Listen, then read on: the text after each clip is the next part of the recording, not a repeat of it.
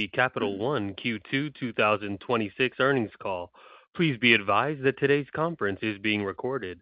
After the speaker's presentation, there will be a question and answer session. To ask a question, please press star 11 on your telephone and wait for your name to be announced. To withdraw your question, please press star 11 again. I would now like to hand the conference over to your speaker today, Jeff Norris, Senior Vice President of Finance. Please go ahead.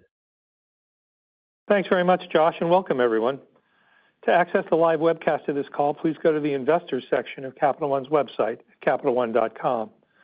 A copy of the earnings presentation, press release, and financial supplement can also be found in the Investors section of Capital One's website by selecting Financials and then Quarterly Earnings Release.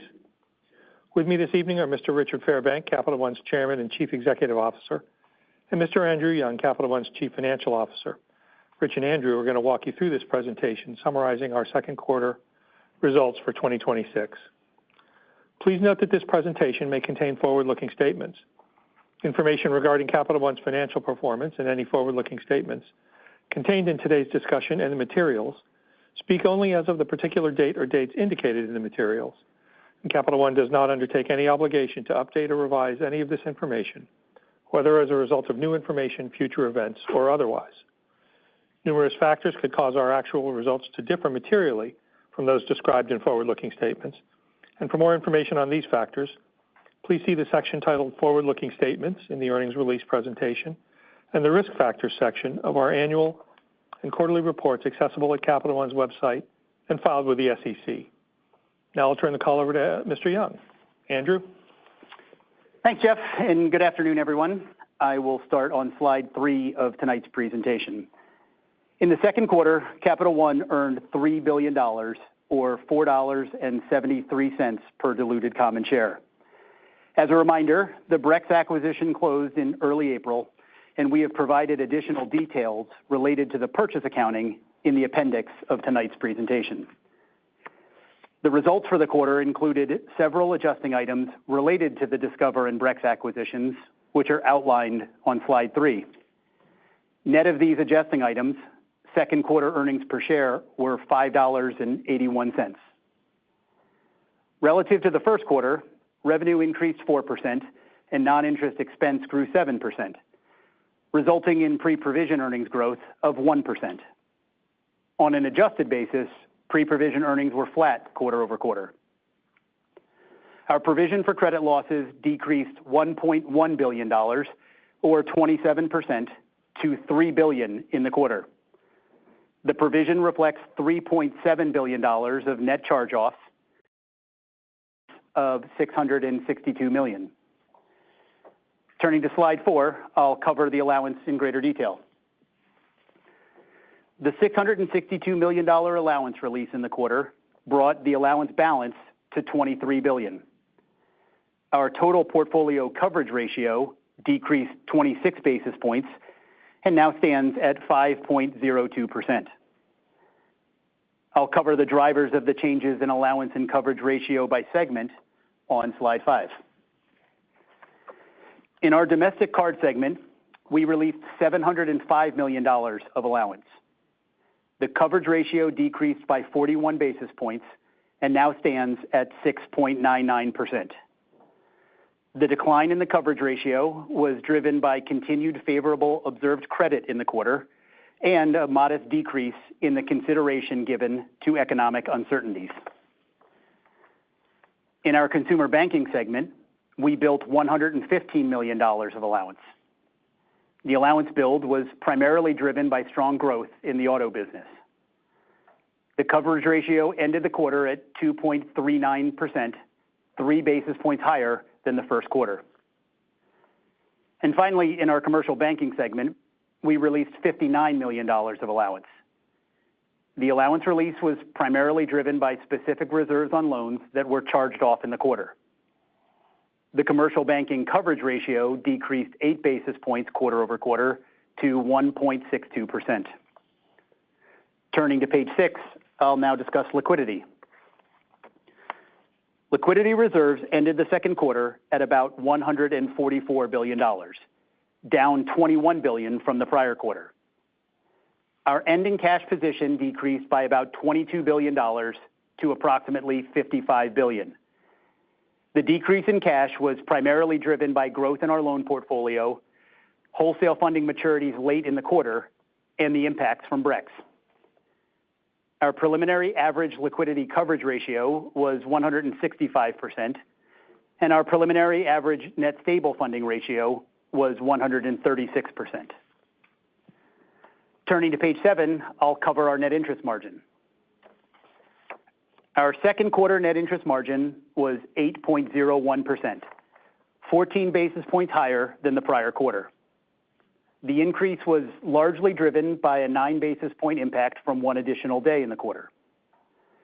The remaining increase was driven by a lower rate paid on retail deposits and a $5 billion decline in average cash balances. Turning to slide 8, I will end by discussing our capital position. Our Common Equity Tier 1 capital ratio ended the quarter at 13.7%, 70 basis points lower than the first quarter. The combination of $2.7 billion of share repurchases, approximately 40 basis point impact from the Brex transaction, and an increase in risk-weighted assets more than offset net income in the quarter. With that, I will turn the call over to Rich. Rich?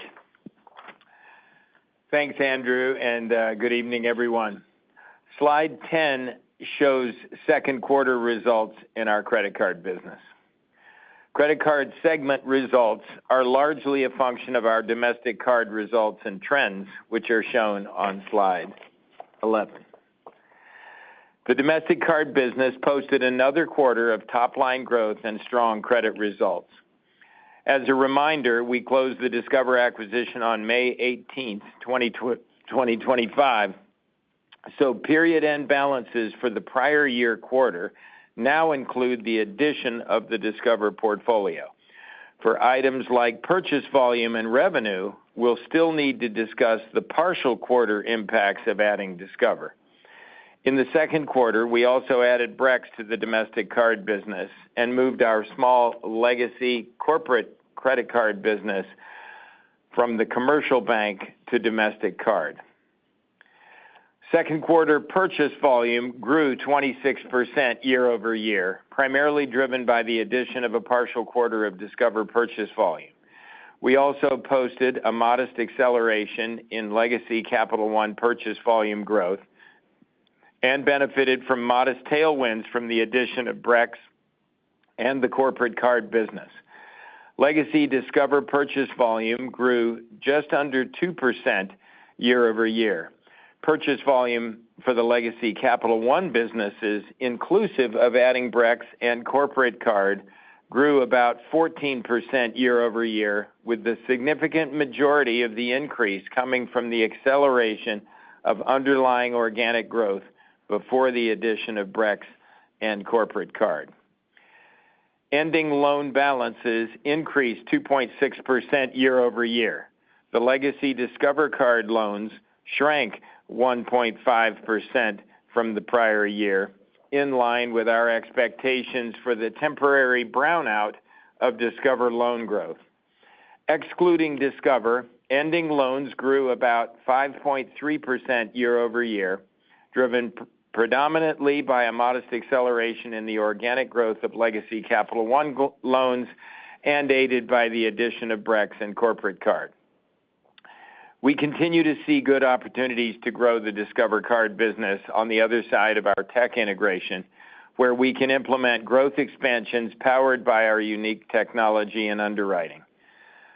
Revenue was up 30% from the second quarter of 2025, largely driven by the addition of a partial quarter of Discover revenue. Excluding Discover, year-over-year revenue growth was 9.5%, driven predominantly by underlying organic growth in legacy Capital One purchase volume and loans. Revenue margin for the quarter was 17.4%. The domestic card charge-off rate for the second quarter was 4.71%, down 39 basis points from the prior quarter and down 54 basis points year over year. The delinquency rate was 3.39% at quarter end, down 31 basis points from the linked quarter and down 21 basis points from a year ago. We're seeing similar credit trends in both the legacy Capital One and legacy Discover portfolios. Domestic card non-interest expense was up 38% compared to the second quarter of 2025, driven by the addition of a partial quarter of Discover, as well as continuing technology investments. Operating expense and marketing both increased year over year. Our choices in domestic card are the biggest driver of total company marketing, but choices in our consumer banking business have an increasing impact as well. Total company marketing expense in the quarter was about $1.7 billion, up 23% year over year, driven by the addition of Discover, as well as higher legacy Capital One direct marketing in our domestic card and consumer banking businesses, increased media spend, and continuing investments in premium benefits. Pulling up, our marketing continues to deliver strong new account originations, to build an enduring franchise with heavy spenders at the top of the domestic credit card market, and to grow checking accounts on a national scale in our consumer banking business. We continue to lean into marketing to take advantage of these compelling market opportunities. Slide 12 shows second quarter results in our consumer banking business. Global payment network transaction volume for the quarter was approximately $190 billion. Network transaction volume increased 156% compared to the partial quarter of transaction volume in the second quarter of 2025, and the successful completion of Capital One debit customers, the conversion of Capital One debit customers to the Discover network. The sequential quarter increase was about 9%. Auto originations were up 19% from the prior year quarter. We continue to be in a strong position to pursue resilient growth in the current marketplace.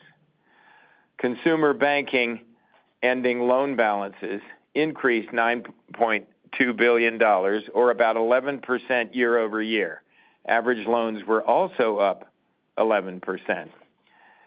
Compared to the year-ago quarter, ending consumer deposits grew about 5%. Average deposits were up 19%. Our digital-first national consumer banking business continues to grow and gain traction. Consumer banking revenue for the quarter was up about 26% year over year, driven predominantly by the addition of a partial quarter of Discover operations, as well as Discover revenue synergies and growth in auto loans. Non-interest expense was up about 24% compared to the second quarter of 2025, driven largely by the addition of a partial quarter of Discover, as well as higher marketing to drive growth in our national consumer banking business, increased auto originations, and continued technology investments. The auto charge-off rate for the quarter was 1.43%, up 18 basis points year over year, and down 21 basis points from the sequential quarter. The year-over-year increase is the result of a gradual mix shift in new originations and loans, as our subprime mix is returning to pre-pandemic levels. The auto delinquency rate was up 11 basis points from the linked quarter and down 52 basis points from the prior year. Slide 13 shows second quarter results for our commercial banking business. Compared to the linked quarter, both ending and average loan balances were up about 1%. Ending deposits were down about 1% from the linked quarter. Average deposits were essentially flat. The commercial banking net charge-off rate for the second quarter increased 24 basis points from the sequential quarter to 0.53%. The commercial criticized performing loan rate was 4.4%, down 55 basis points compared to the linked quarter. The criticized non-performing loan rate was down 8 basis points to 1.32%. In closing, second quarter results continued to reflect solid top-line growth and strong credit performance. We're now 14 months into our planned 24-month integration of Discover, and integration is going well. With the successful completion of converting Capital One's debit customers to the Discover network, second quarter results include the full quarterly run rate debit revenue synergies. Our results also include about one-third of the quarterly run rate of the announced operating expense synergies. We remain on track to deliver the full $2.5 billion of announced synergies. For years, we have been working backwards from the dramatic transformation of the business marketplace with modern technology, data, and AI. We are in the 14th year of our technology transformation from the bottom of the tech stack up. We're way down that path, and we continue to invest in some very powerful foundational capabilities, as well as AI infrastructure and specific AI experiences. We also continue to invest in growing our heavy spender franchise at the top of the market, including rewards, lounges, unique access to experiences, and breakthrough digital capabilities. And we continue to lean into our unique quest to organically build a digital-first, full-service national bank. Many of our opportunities are enhanced by the Discover acquisition, which of course also brings the new opportunity to grow and scale our own global payments network. We continue to invest in network acceptance and technology. As we've discussed, these investments will continue to be reflected in the efficiency ratio. They are also the engine that powers long-term growth and returns. Pulling way up, we continue to build momentum from the game-changing acquisition of Discover. Even though some individual variables in our deal model have moved since the announcement, and we have acquired Brex and brought in-house the technology that supports Capital One Travel, we still expect our earnings power on the other side of the Discover integration to be consistent with what we expected at the time we announced the deal. And now we'll be happy to answer your questions. Jeff? Thanks, Rich. We'll now start the Q&A session. As a courtesy to other investors and analysts who may wish to ask a question, please limit yourself to one question plus a single follow-up. If you have questions after the Q&A session, the investor relations team will be available. Josh, please start the Q&A. Thank you. As a reminder, to ask a question, please press star 11 on your telephone and wait for your name to be announced. To withdraw your question, please press star 11 again. And our first question comes from Terry Ma with Barclays. You may proceed. Hey, thank you. Good afternoon. I wanted to start off with Brex. Rich, you had previously indicated that you could accelerate Brex's growth almost from day one through stepped-up marketing and tech spend. So I'm just curious, to what extent have those investments already been absorbed into the current expense run rate? And then when should investors see more tangible benefits become more visible? And I have a follow-up. Thank you, Terry. Just to comment on Brex for a second, I don't believe we said this. From the second we get it, we will be able to accelerate their growth. What we said is pretty much from the second that we do this acquisition, we're going to be able to start mobilizing the solutions that many of which don't require full integration, and those solutions can be very beneficial and help us lean in and really accelerate Brex's growth. So it's been over 100 days since we closed the deal, and we are as excited as ever about Brex. We acquired Brex because of its success in the attractive corporate card market and for its bottom-of-the-tech stack infrastructure and its world-class talent. And, we just continued to be impressed with all of those striking capabilities. And together we're making good progress in building out foundational capabilities that will support the business going forward. So Brex is already experiencing some of the early tailwinds that will come with our brand, and we expect these to only grow stronger over the next few months. They are also benefiting from the cost of funds impact of moving to our balance sheet. We have already stood up a program to share high potential leads from across our businesses with Brex, and we are seeing very promising early results at the outset. We will scale into this approach more aggressively over time. Now, some other benefits that we bring are going to take a little bit longer. Over the coming months, as we test and learn, we will start leaning in with marketing dollars.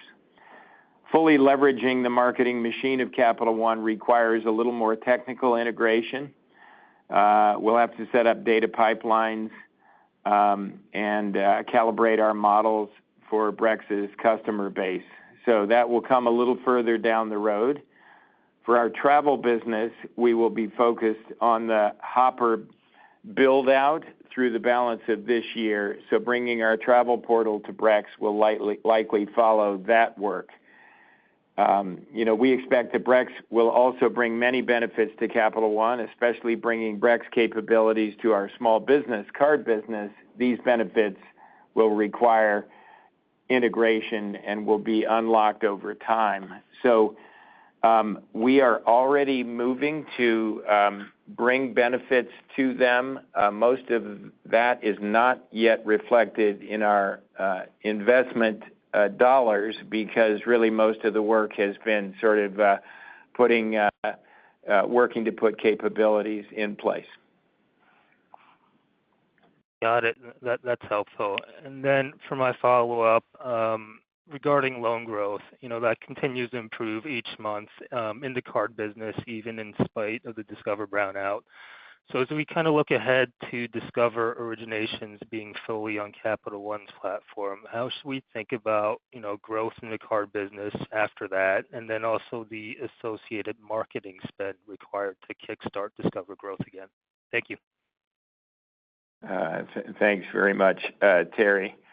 So maybe what I'll do with your question is I think it's really getting at this thing that I proverbially call the Discover brownout.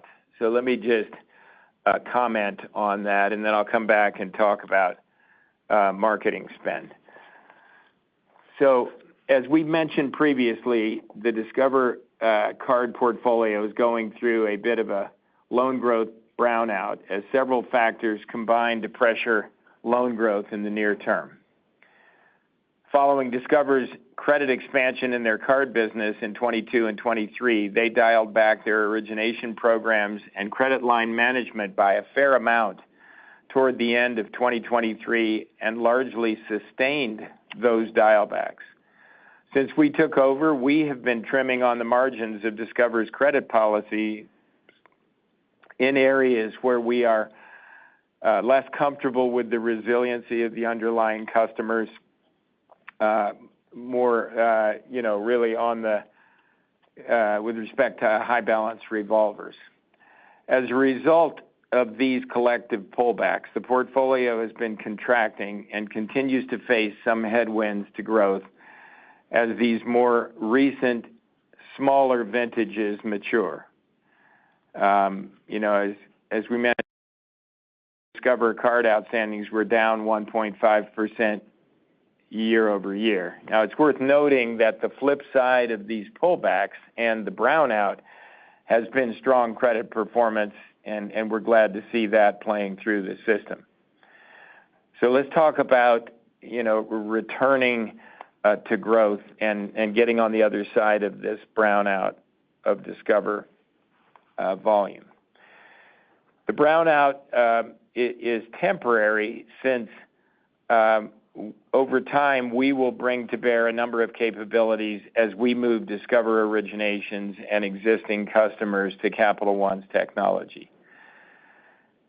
Getting Discover onto Capital One's technology will allow us to unleash our models, full spectrum underwriting, and lean into spender capabilities to power more originations, higher spend volume, and ultimately higher loan volume over time. And so we, remain excited about the longer-term potential. And let me just talk a little bit about where we are on that journey.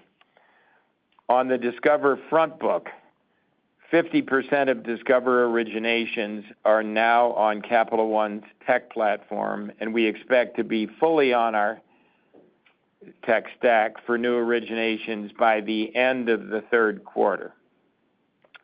And we're now leaning into a combination of testing and rolling out capabilities that have powered our card growth at Capital One and that we believe will be enhancing to the Discover book and the Discover, new flow of applicants. We are already seeing several positive green shoots, but it's early, but our early read is confirmatory of our hopes there. On Discover's back book, we will begin the major conversion waves later this month, but we will not be fully on Capital One's tech stack until the first quarter of next year. And so we'll have to wait a bit longer to see these benefits fully manifest.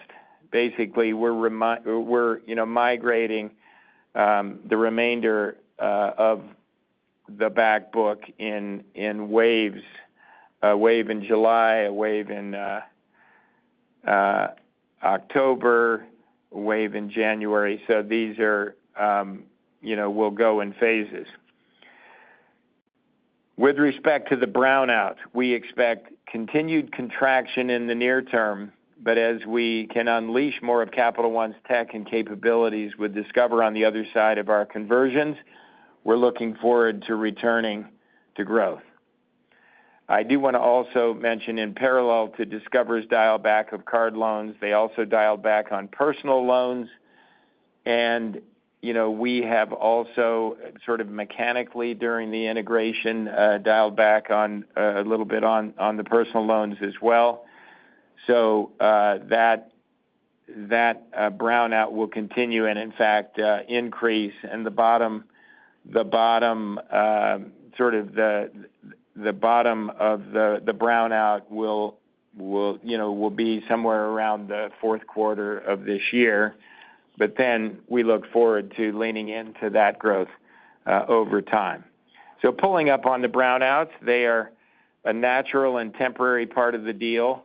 None of them are reflective of any concerns we have long term. And in fact, all of it is really just part of an integration and an integrating of credit policies. And we look forward to stepping on the gas a little bit more gradually in the coming months. You asked, Terry, about marketing spend.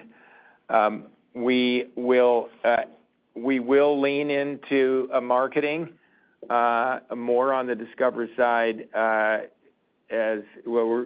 Marketing is really mostly a front book thing. So we are, as we speak, leaning more into the marketing so that we can now generate some very good flow of applicants to Capital One. So that will be one of the numerous things that we're leaning into over the course of the next year. Next question, please. Our next question comes from Sanjay Sakhrani with KBW. You may proceed.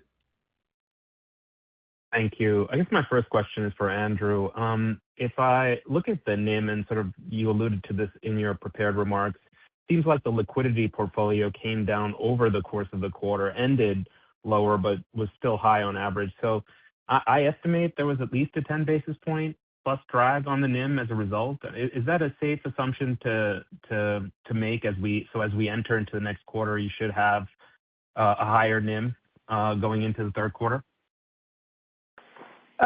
Thanks for the question, Sanjay. Yeah, as you said, in the first quarter, we did have elevated cash levels from the Discover home loan sale at the end of 25, and then we had really strong deposit growth in Q1 that was aided by tax refunds. And at that point, we ended the quarter with around $75 billion of cash, and so in the second quarter, it came down quite a bit from growth and from the maturities that I had referenced in the Q1 call, as well as the cash impact related to Brex, which all of those things drove the ending balance down $20 billion, but average only came down about 5. So as you suggest, looking ahead, there should be a bit of a NIM catch-up that happens in the third quarter as the average cash catches up to the ending cash.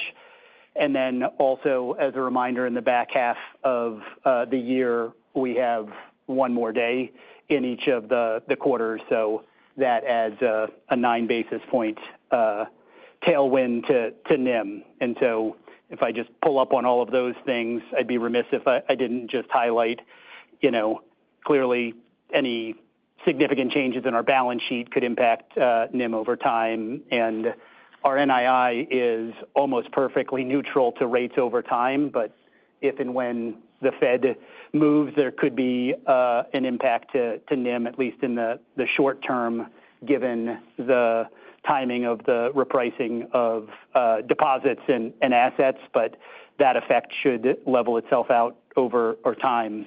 So, last quarter I pointed you to the back half of last year as a pretty decent proxy for a NIM level after we closed on Discover, and so there will, of course, be quarterly variability from day count and other seasonal factors, but I continue to point you to that as a pretty good indicator of where our structural NIM is going to be likely in at least the near term.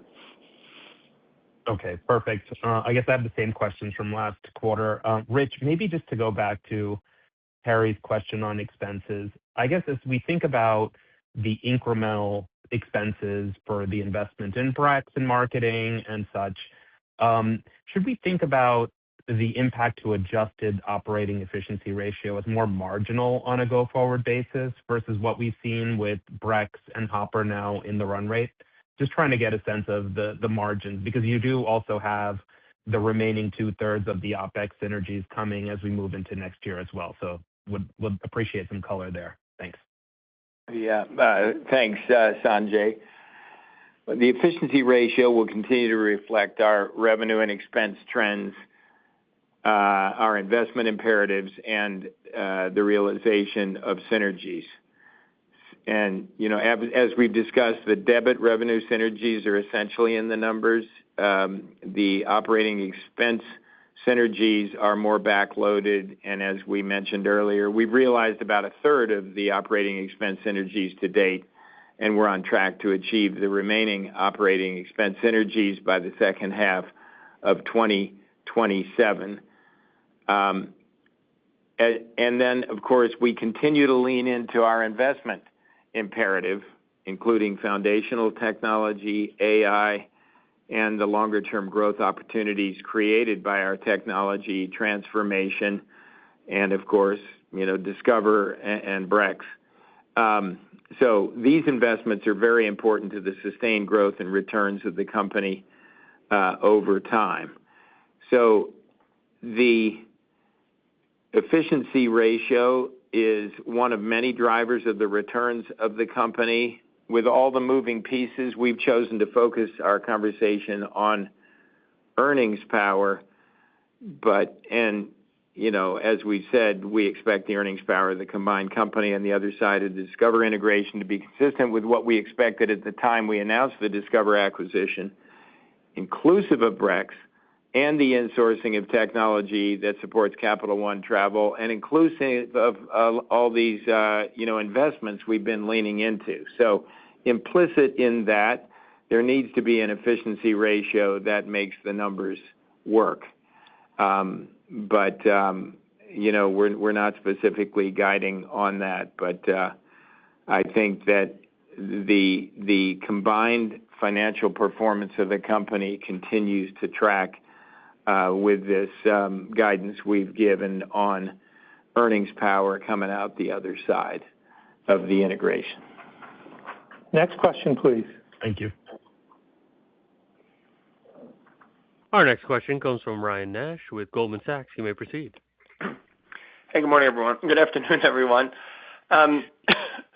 Rich, maybe to build a little bit on Sanjay's question, if you look back to when the deal was announced and you put the companies together and you layer on synergies, it got to a return that was 20% plus or minus.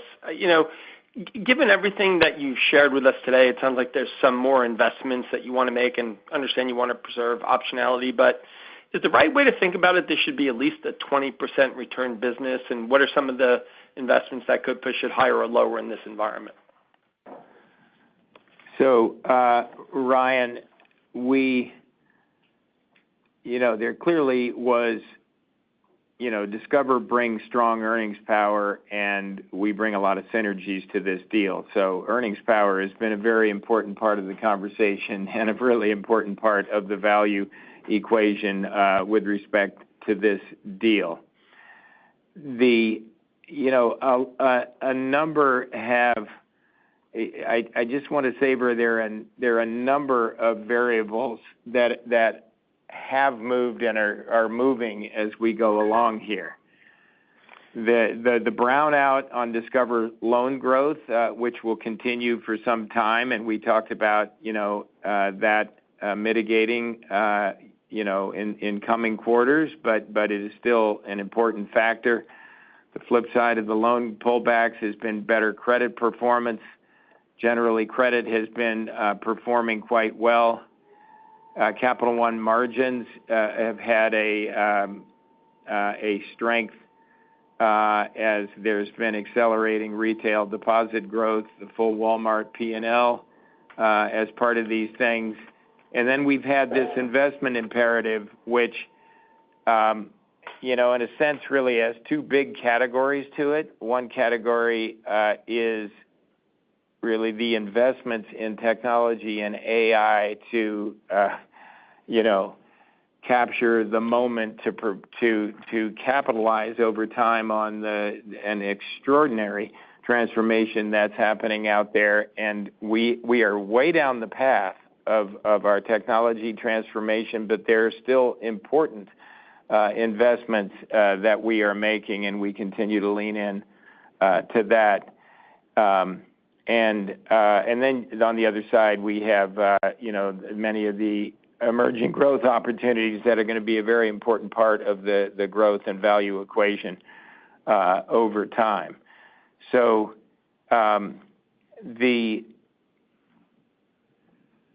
but the striking thing in some ways, back to the phrase, the more things change, the more they stay the same. It is striking that out the other side of this, we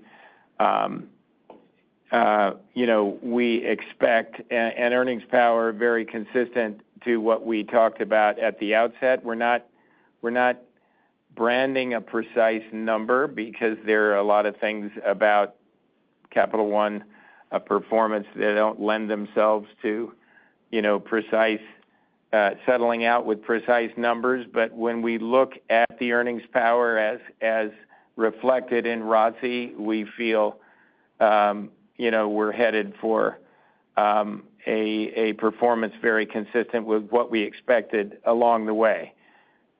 As part of that, we are, when I talk about the investments that we're making, and we are really leaning into that long list of investments that we talked about, with an equal energy, we are driving efficiency in one minus all of that across the company. And a bunch of that comes from the flip side of our tech transformation, the ability to save tech costs, even as we invest in other tech costs, the savings of legacy tech costs, the efficiencies that we're driving in the operations across the business. But I just want to say that we are kind of living two lives at once here, really leaning into opportunities and really so carefully managing the expenses to be able to simultaneously deliver the earnings power that we expected at the outset of this deal, and to be positioning ourselves to create value for our investors in the extraordinary years that are unfolding in front of us.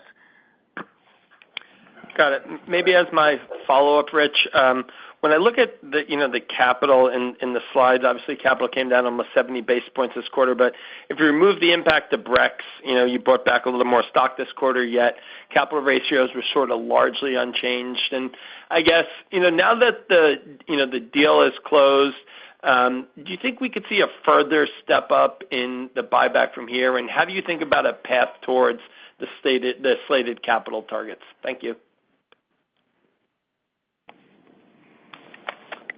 Yeah, Ryan, I'll take that one. And let me just start by focusing on the words you ended with, which is the 11% we define as a long-term capital need as opposed to a target. And we continue to think that need is 11%. We just got the recent CCAR results. But every year when that comes out, we've just seen quite a bit of volatility looking back over the last few years, that going from, in the low 10s to 7%. And so our need is derived by our internal modeling. It's just far more stable. And as we've had for a number of years now, we continue to believe that 11% is that need. Where we manage our capital at any given moment in time factors in a variety of planning assumptions, including expectations for growth and forecasted capital accretion from earnings, regulatory environment, AOCI, stock price, the macroeconomic environment. But I'd also say that beyond that laundry list of specific considerations, there's also a philosophic point that we view capital as having, asymmetric value, particularly in times of stress, providing a ton of both offensive and defensive value in those periods. And so this, multi-pronged approach has enabled us to maintain, a strong combination of returning capital, but also strong returns and the flexibility to take advantage of growth opportunities over time. So, we are not in a race to drive it down as quickly as possible to any specific number, but hopefully that gives you a sense of how we're thinking about capital. Next question, please. Our next question comes from Darrin Peller with Wolfe Research. You may proceed. Hey, guys. Thank you. Look, it looks like you included a partial quarter of Brex as well as legacy corporate card in the domestic purchase volume. So I'm just trying to triangulate. If you can give us a sense, what would the pro forma domestic card purchase volume growth look like on the quarter, just given the acceleration we've been seeing across the industry? I think we can calculate some of it, but a little help on some of the details would be great.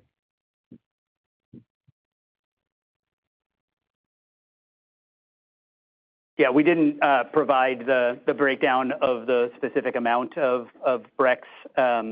We did provide, from a purchase accounting perspective, the closing balance sheet and all the associated amortization schedules. But given the relatively small percentage of Capital One to our current a relatively small percentage of Brex within the context of Capital One, the P&L and balance sheet on a run rate basis just aren't that material. And that said, we're incredibly excited about the long-term prospects of adding Brex, and think that the growth that this platform provides will drive significant accretion, but we don't intend to break out any of the specifics of the P&L. Okay. All right. Darrin, let me just remind you of exactly what we said in the call, right? We did say that if you just look at the legacy Capital One domestic card business, there was a modest acceleration, and that the combination of that plus the addition of Brex and corporate card was about 14%, with a significant majority of that driven by the legacy piece. Okay. That's helpful, Jeff. Thanks. Guys, just one quick follow-up would be, I know last quarter you had mentioned, and there was some comments earlier about expenses, but more specifically, you mentioned marketing pushed back from first quarter into the remainder of the year. So just was this still a play in this quarter? And if we could just revisit the marketing expense expected more broadly when considering the investments in Discover and Brex in recent quarters, we took the recent quarters and we averaged them out, given some of the timing. Is that a good way to think about run rate marketing levels for the company going forward? Thanks again, guys.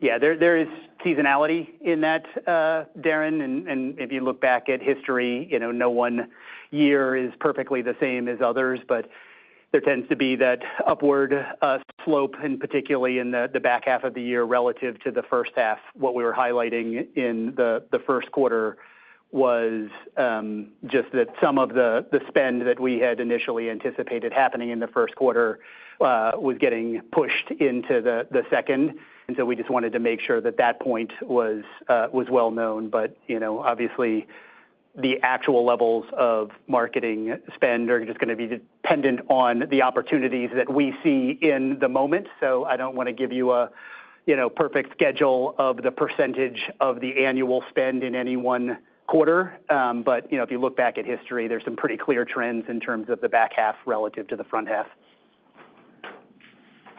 Next question, please. Our next question comes from Rick Shane with JP Morgan. You may proceed. Hey, guys. Thanks for taking my question this afternoon. Look, I want to pull the thread a little bit more on Brex. Rich, you've talked about this pretty clearly on the call, that when we think about, and the questions have sort of lined up with this, the optimal outcome for Capital One as a standalone business is optimizing ROTCE and margin. Brex has existed in a world for most of its life where it was benchmarked exclusively on growth. You sort of now have to balance that within Capital One. How do you optimize the real outcome of Brex with still sort of keeping an eye on what investors really care about or seem to care about in terms of maximizing ROTCE and margin in the near term? Well, I hope the overall objective function of Capital One isn't the maximization of ROTCE in the near term. We all have our eyes on it, and we are heading to a very good exit rate on the other side of this integration. But I want to just talk about Brex and value creation. We all know that tech startups have power metrics that are not vertical earnings based, and sometimes they can feel a far cry from how life works in a mature public company. But we feel that Brex's approach to creating value is very consistent with Capital One's founding approach when we created the company all the way to today, and that relates to taking a horizontal economic view. So in the founding of Capital One, I looked at business, said it's really striking that financial big banks and everything are just so focused on vertical earnings, but really banking is an annuity business. One invests quite a bit of money to create annuities that last for a long period of time. And so what we did was build a massive horizontal, we called it horizontal accounting, basically, where, as we thought about investments or originating a cohort of accounts, we estimated the lifetime economics of that, the cost to create those, et cetera. And before the investment, during as it played out, and then at the end of it all, we measured it to see if indeed value is created. And this approach to rigorous financial decision-making horizontally, the investing in annuities and creating long-term value is the financial basis of how Capital One works and how we create value. So when we looked at Brex, obviously Brex, the world was, looking at their power metrics, but we rolled up our sleeves and looked at how Brex was creating valuable annuities over time. They don't have as deep and rigorous a horizontal accounting system. I wouldn't expect them to. But even as recently as today, I was in a conversation talking about the continuing work we're doing on the Capital One side, looking at Brex investments and how each tranche of investment looks like it's paying off over time. And our observation was these are very value creating. So, not every tech company's investments are value creating, but from everything we've seen, the approach Brex has, especially when we onboard them to a more kind of systematic horizontal accounting system, it will fit right into the value creation philosophy of Capital One. And what we have found in building Capital One when we have these growth opportunities is that actually the more you really go in and measure the value creation opportunity, very often the more we invest, because we can validate that these things really create value over time. Brex is in an amazing window of opportunity. They've got a tiger by the tail. They are going after three markets at once: the commercial card market, the payables marketplace, and the expense management business. They're going after it with an integrated solution. Strikingly, that solution is something that is needed from small companies all the way to large corporations. It's an amazingly large market. So we are going to lean in and provide the resources and capabilities to help Brex create even more value. But along the way, we're going to very rigorously measure to be sure that what we're investing in generates the value on the other side. But what we see continues to validate our acquisition thesis. And I want to say, too, having seen and hung around a lot of young companies over the years, I continue to be amazed at the sophistication of how this business is run and the opportunity to create value here. Thank you. Next question, please.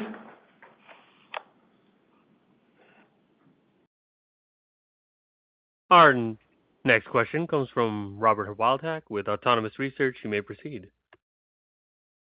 Hi, guys. I wanted to ask about domestic card loan growth over the last several periods, just core Capital One. That's bounced around, I think, the low threes, and you said 2.6% in the second quarter. So those have all been below the longer-term trend. Can you just remind us what's behind the slowdown there? And then, bigger picture, anything structural besides, law of large numbers as to why Capital One domestic card loan growth wouldn't eventually come back to the longer-term average?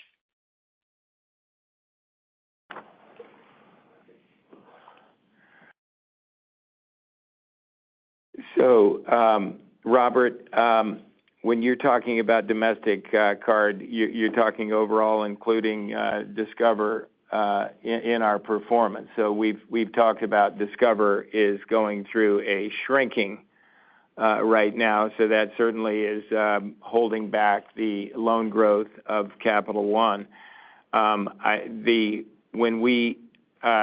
If I separate out the Discover brownout effect, Capital One continues to deliver very consistently solid loan growth. It's not there's things when I look at the various growth metrics and compare them with the industry, looking at legacy Capital One versus a number of the leading players in the industry, on all the growth metrics, Capital One is delivering, very strong performance. There is one thing on the loan growth side that I would highlight, and it's the flip side of very good news here.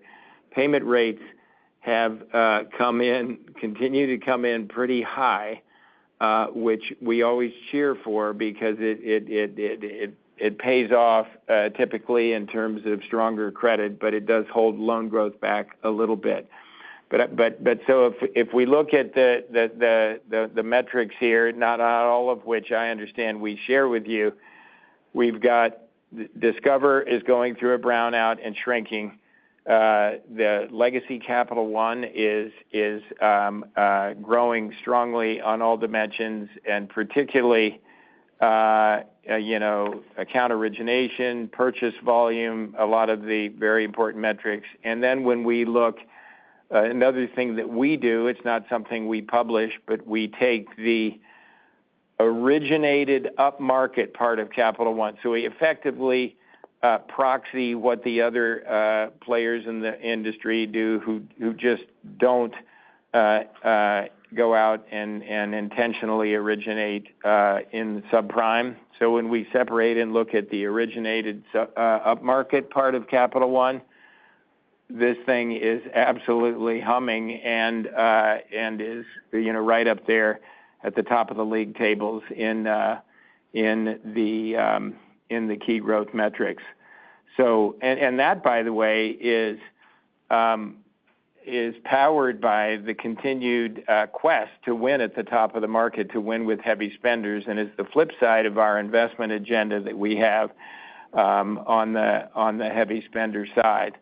So, but Robert, I understand that Discover is going to hold us back for a little bit, and even on the other side, of the integration, I think it's reasonable that Capital One, legacy Capital One, will be a faster growing institution than Discover. Why would that be? Just that Discover is a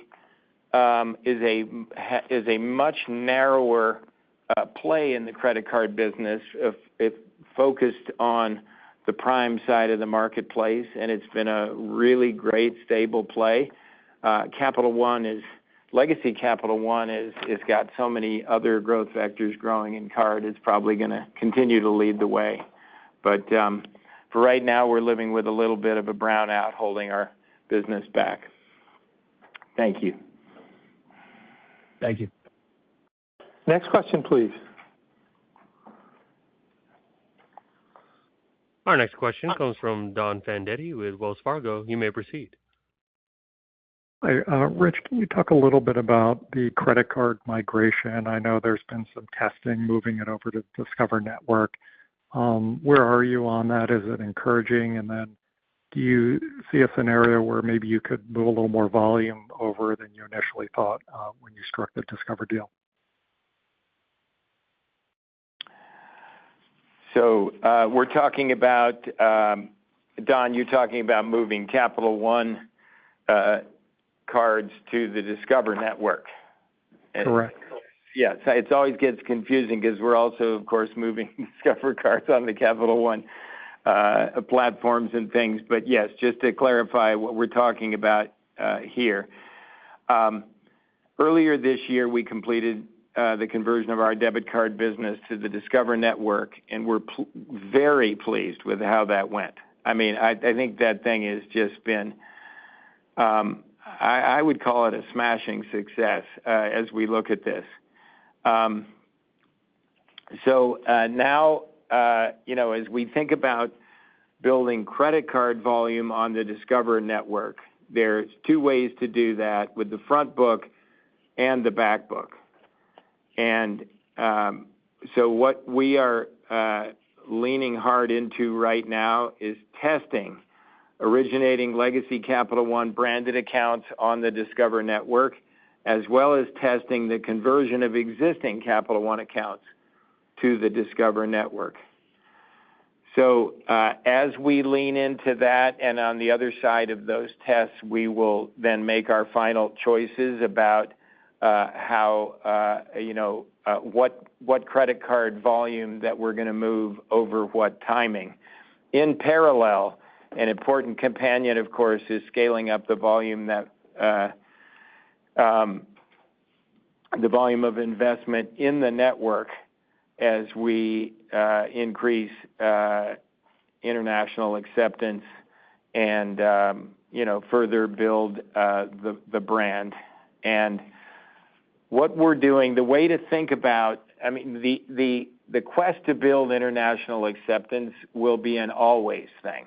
So for us, the key is what we want to do is to slope the work. So we're gonna slope our quest on both sides of this exercise with respect to acceptance, international acceptance. Well, let me in fact start with domestic acceptance. So Discover it just blows my mind how great their domestic acceptance is. There are a few scattered gaps, and we are just leaning all in to literally close them all. So that's a thing that's going great progress, and we're so pleased on the domestic side. Internationally, again, it will be a long quest, but what we're doing is sloping while we're working to lift everywhere, we're particularly leaning in to lift acceptance to a higher level in the places our customers go the most. And not surprisingly, we find that where do they travel the most? They travel to Mexico, the Caribbean, Canada, the UK, and those are the top 4 destinations. We're particularly leaning in there to really move the needle and enhance acceptance there. The other sloping that we're working on, combined with our testing, is sloping what we move and, focusing more on moving things that customers or products, things that don't involve as much international travel. And so strategically, we're just working so hard to get as much volume as we can on the network, and we're going to slope the acceptance work and slope the migrations to be able to create great customer experiences and maximize the volume that we move over time.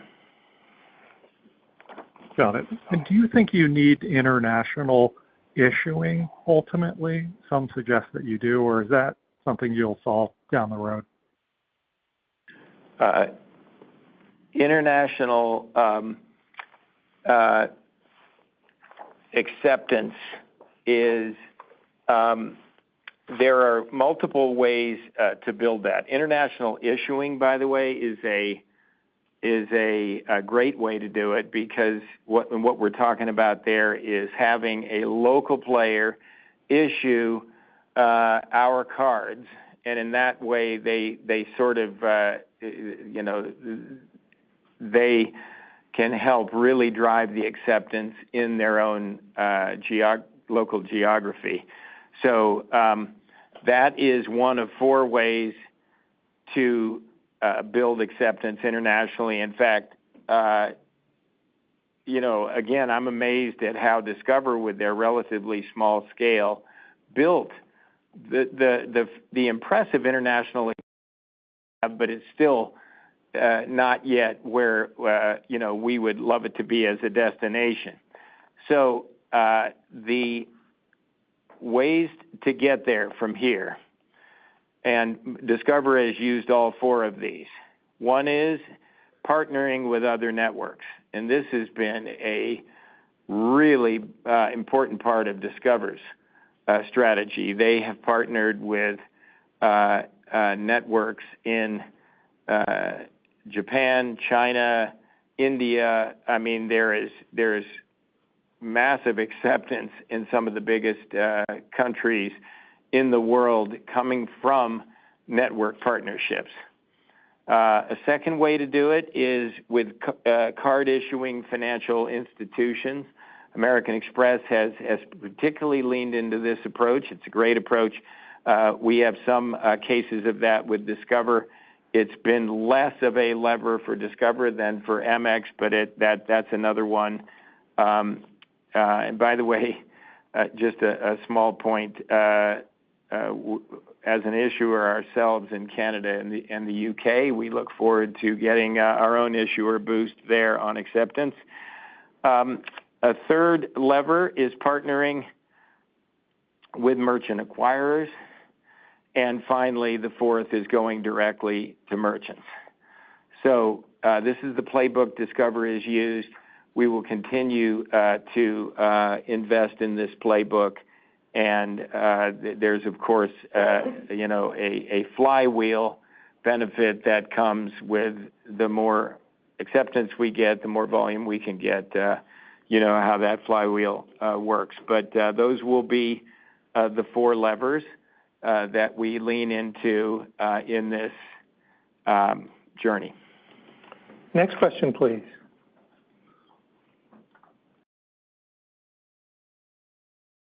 Our next question comes from John Pancari with Evercore. You may proceed. Good evening. Back to the investments that you're making. I understand you're unable to provide us with an efficiency ratio or expense growth expectations regarding your investments into the network, but any way you can help us with what inning you're in terms of the investments? I know, Rich, you said in the past that these would be sustained investments for a number of years. Any additional color on where you stand now that you've been down the path, you've seen the debit migration, you've talked about the testing now, and you've just walked us through in that previous answer of some of the approaches. What inning are you in with how you look at the investment required here? Well, the first thing I want to say is, when I give the big list of investments, and I know for the last, sort of our whole lives at Capital One, we've always in some ways been the company that's investing in our future, but there's certainly been a lot of discussion, as you all have noticed, about the long list of investments that we're leaning into. The first thing I want to say is I wouldn't want anyone to draw the perception that, massively moving the needle of Capital One investments is investing in the network or international acceptance. It is an important, sustained investment we will do for as far out as we can see, but I wouldn't want to leave the impression that's at the top of the list of what we're spending a lot more money than that on Capital One technology, AI, and maybe the biggest single item is well, I don't know, there are several, but investing to win with heavy spenders at the top of the market. So I want to say this is just one of the many things on the list. That said, to your point, I believe that for as far out as we can see, we'll be investing in international acceptance. But here's the key thing. Our strategy is not hinging on we have to invest so much to get to a point where then finally we can have this big bang moment and move a whole bunch of customers. This is why I went back to the power of the sloping. We take our customers and cards and just analyze, what customers are international travelers. We can empirically see that. Some customers have never traveled outside of the country for 20 years. I mean, we can see and really understand where they're coming from. We have good ways to understand on the front book what is happening. And it's partly a customer point and a product that they're choosing point. And then when we look at where customers travel, that also is so sloped. So again, I think that while we will be investing as far out as we can see in the network, by sloping the investment, we can get a lot of progress in a focused way and continue to, create the ability to move more customers as soon as we can, and in that way, we don't have to wait for someday to try to monetize the power of this network. We're already living it on the debit side, and we can lean into it on the credit card side, and the benefits accrue right along the way with the investments. Okay, thank you for that. And then just separately, regarding the migration comments that you answered in the previous question, what of the back book cards that you would ultimately move over, how would you approach the testing and then ultimately moving over, migrating Capital One back book over to the Discover network? Would it start with the basic non-premium cards, and would you only focus on those that are expiring in a given year, and that's how you would focus on the migration of that back book eventually? So, well, that's a very astute question that you asked there. So let's talk about this. First of all, like we always do in testing, we do a lot of testing just so that we understand what customer reactions to various things are going to be. So our testing is pretty broad, so that we can then, not find out later we were too narrow because we didn't think expansively enough from a testing point of view. Then if you look at the factors to consider in migration, so first of all, the front book it's a much easier thing. It's a much more straightforward thing to talk about the front book, because we can just put certain cards, certain customers on the Discover network, and there isn't a migration event. And so that's a very attractive way to build business. When we're talking about migrating the existing book, which also is attractive, the key levers there, the key factors to consider is international travel. That's at the top of the list. How extensively our cards are on file, because the more cards that the customer has on file, the more friction there is in changing card numbers, and a natural, and one thing we're looking at in some cases is moving at expiration time, because one would already some of those frictional elements would already be there at that time. So all of these things are part of our test agenda and our strategic considerations. Next question, please.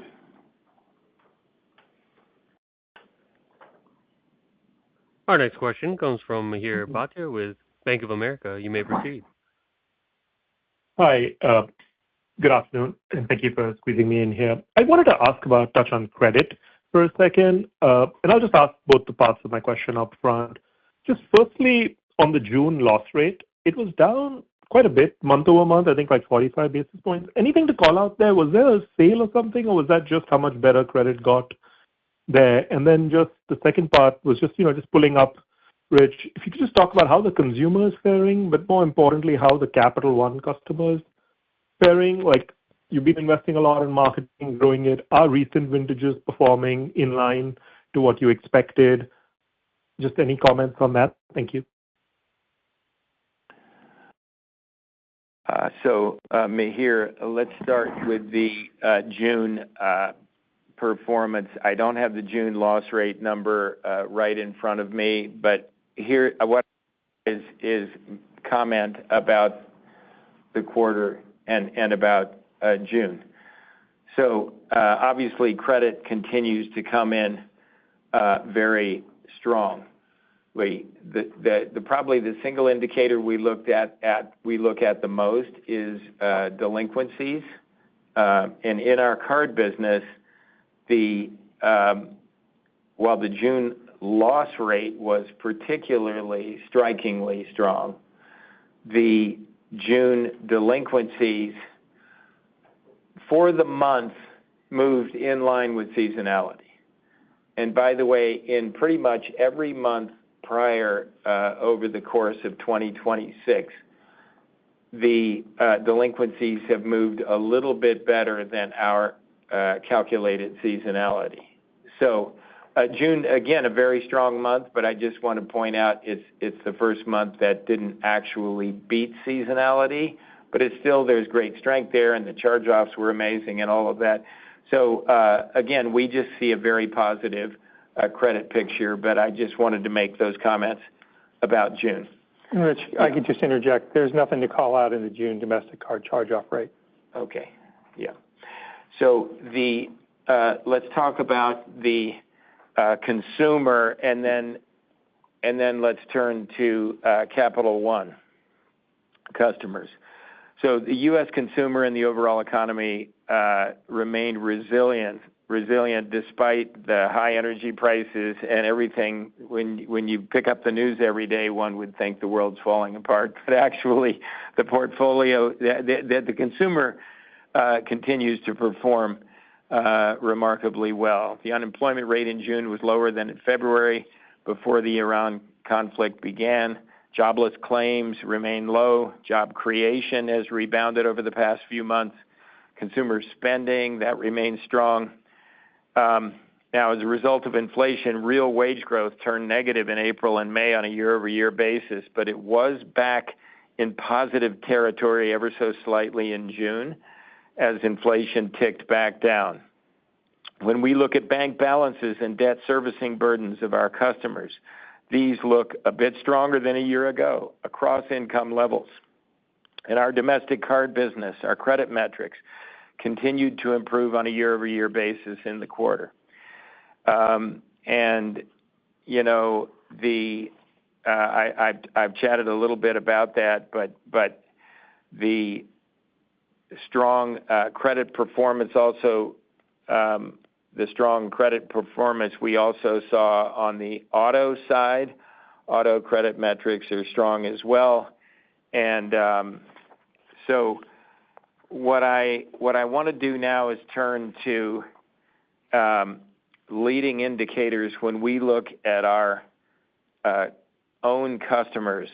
So we talked about delinquencies. We talked about how strong delinquency performance has been pretty much every quarter this year. Other metrics that we look at, payment rates, I talked about that earlier. They are meaningfully above pre-pandemic levels across all of our customer segments, and that is slows down growth a little bit, but it's a healthy sign of customer credit quality. Spend levels, we continue to see healthy spend growth driven both by account growth and by steady growth in spend per customer. When we look at revolve rates have stabilized over the past year at close to pre-pandemic levels for our major products and segments. Now, none of these observations are conclusive on their own, but I think collectively they paint a picture of strength of the consumer and certainly strength within our own portfolio. Let me turn now to the front book of new originations in our card business.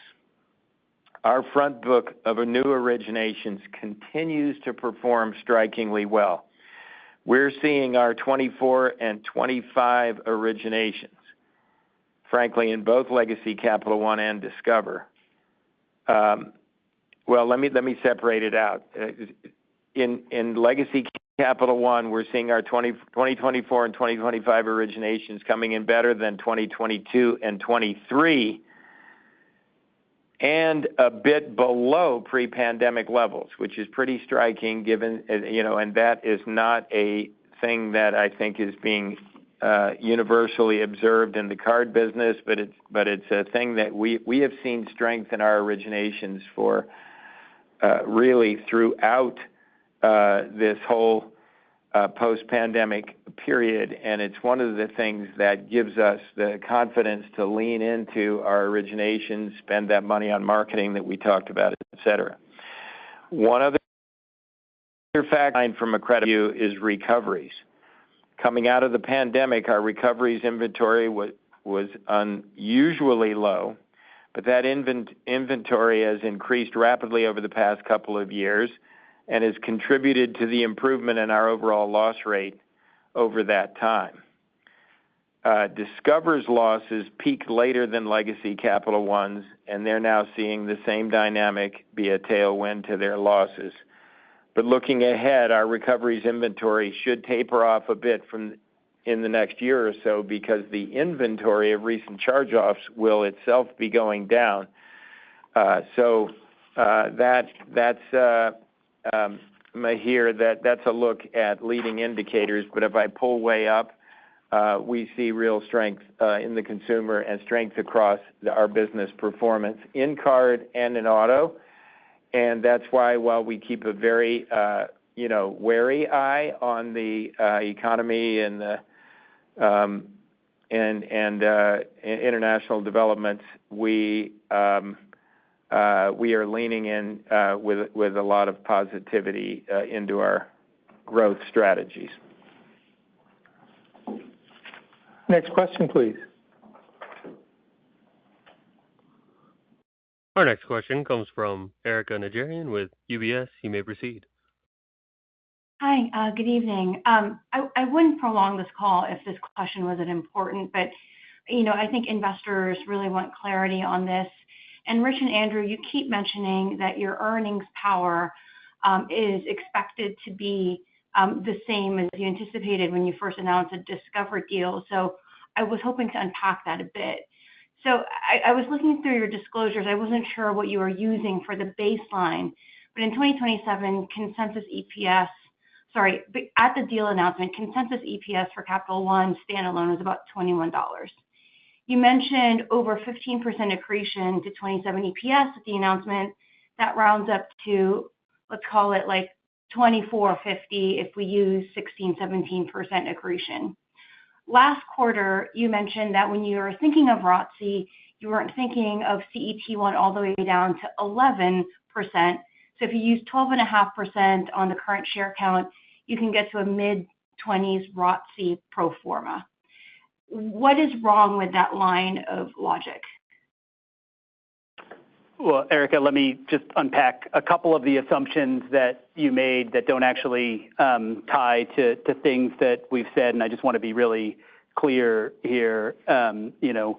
First of all, our assumptions that we laid out, and I'd encourage you to go back when we announced the deal in February of 24, but what we said was we were taking consensus estimates for both Capital One and Discover, and we made the adjustment to Discover's loss forecast just based on the things that we had seen during diligence.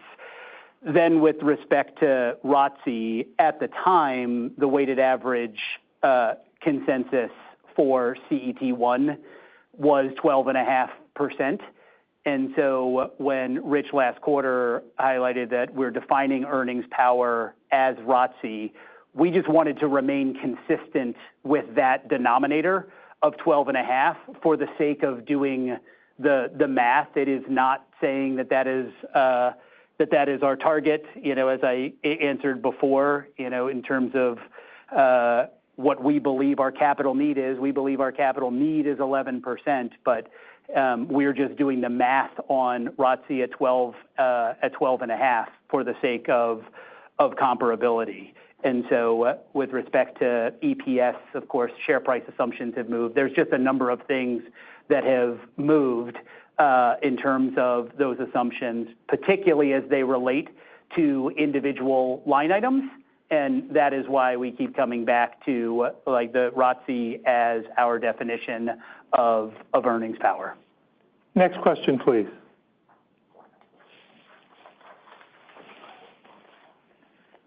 And our final question comes from Moshe Orenbuch with TD Cowen. You may proceed.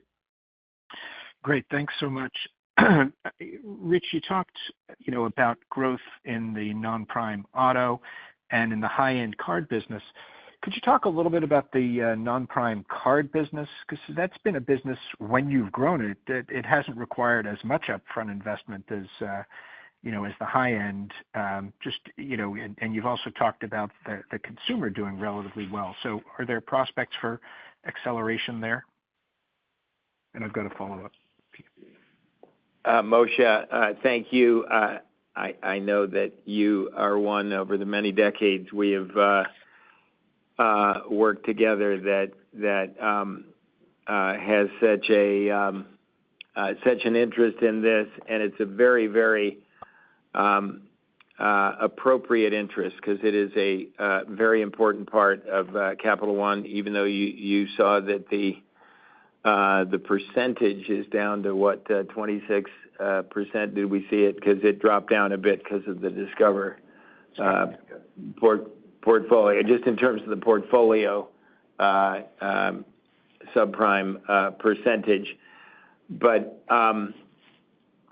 Moshe, in both card and auto, we continue to our strategy has remained very much the same. We continue to get a lot of traction in the business. Performance continues to be strong. When I point at the higher growth at the top of the market, that is really just pointing out the traction that Capital One is getting in our investments at that part of the market. But we continue to be very pleased with how things are going at the lower end of the market. The growth rates are a little lower these days than they're lower than what we see at the higher end of the market, but we always take what the market has to give us. But performance is stable. Credit performance in that part of the marketplace, I should have mentioned this earlier, is very consistent really across the credit spectrum. We don't in our own numbers see this K-shaped economy that a lot of people talk about, although to be fair, we don't really participate in the lowest end of the marketplace where maybe those things are being experienced in the economy. So, Moshe, things continue to go very well. We're leaning in. The marketing efficiency of that part of the business is, it's a lot less costly to acquire accounts there, and we continue to lean in really very hard there. And the growth is very solid. It's a little less than at the high end. It's less than at the high end, but the value creation continues to be high, and everything about it seems quite stable.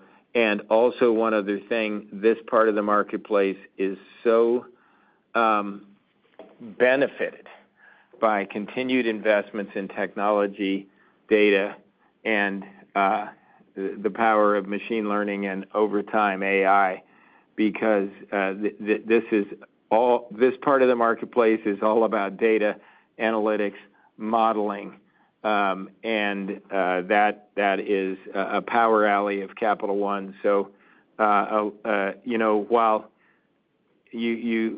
the marketing investment isn't maybe the highest in that part of the marketplace, there's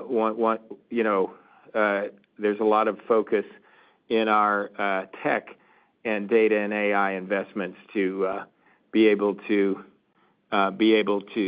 be even more successful in that underserved part of the market. Thank you for your question. Sure. And maybe just as a quick follow-up, you talked earlier about the horizontal P&Ls that you kind of do for each of your products. And when you think about how Capital One as a company is viewed externally, I mean, do you think you get recognition for the streams of earnings that you're creating and the value that that's creating? And if not, would there be a way, whether it's some degree of disclosure of examples of that? Like, is there, I mean, do you think that you're getting appropriate recognition in the stock for it, and what could you do about it? Moshe, it's a great question. I believe that we probably don't get appropriate recognition in the stock, but I think I think it would. I don't think there's an easy way for us to sort of publish the aspects of our horizontal accounting, but I would say this. When you look at I guess we have, I'm in my, 32nd year of running this company. Oh, well, since we had our IPO and 40th year overall in building this franchise. And one of the very, very first things we did was put in horizontal accounting and an NPV-based methodology for everything that we do. And I think it's hard to prove that, the power of that to investors, but I think maybe the power manifests in the 3.5 decade history of Capital One and the ability to grow the company so significantly and to generate strong earnings power along the way. And the cornerstones of that approach have been starting with strategy, making sure that the businesses that we're in lend themselves to they are structurally attractive and give the opportunity to generate above hurdle returns, which is why we don't do half the things other banks do. And then secondly, the whole investment philosophy that we have, that the strategic philosophy that we focus on long-term value, the financial horizontal P&L investment approach that we use, and the way that over time, we have a whole methodology of retrospective measurement of how our various programs are performing and relative to expectation, relative to hurdle rate, and all of these kind of things in a way that I think, has really demonstrated the power of this. And so when I then say to investors, we are at a time where we have exceptional opportunity going forward. That opportunity, there's sort of two different buckets of investment related to what I'm describing as just extraordinary opportunity we see going forward. One is on the business side, the horizontal P&L measurement of our investments across these emerging businesses and so on. And the other thing is a choice that we do at Capital One, which doesn't lend itself to such precise horizontal P&Ls, Moshe, as you know, which is building the technology foundation of the company. I don't know a way to create a horizontal P&L for a data ecosystem or the move to the cloud. So there's some things that we do that we work backwards from what is the bone structure that we need to win, and we go out and build that, and we are seeing that while it's going to be impossible to measure the return on some of these things. I think if there were a way to do it over time, it would turn out to be the most high-yielding investment that we've ever made. So it's a bit of a tough way to make a living for Capital One and for our investors, but I think it's a key reason. This approach, Moshe, is a key reason we're here today, and a central reason that we have the opportunity set that we have. And I look forward to our investors enjoying the returns from patient commitment to this approach. Thank you. That concludes our Q&A session and our call for this evening. Thank you very much for joining us on this call. Thank you for your interest in Capital One. Have a great evening. Thank you. This concludes today's conference call. Thank you for participating.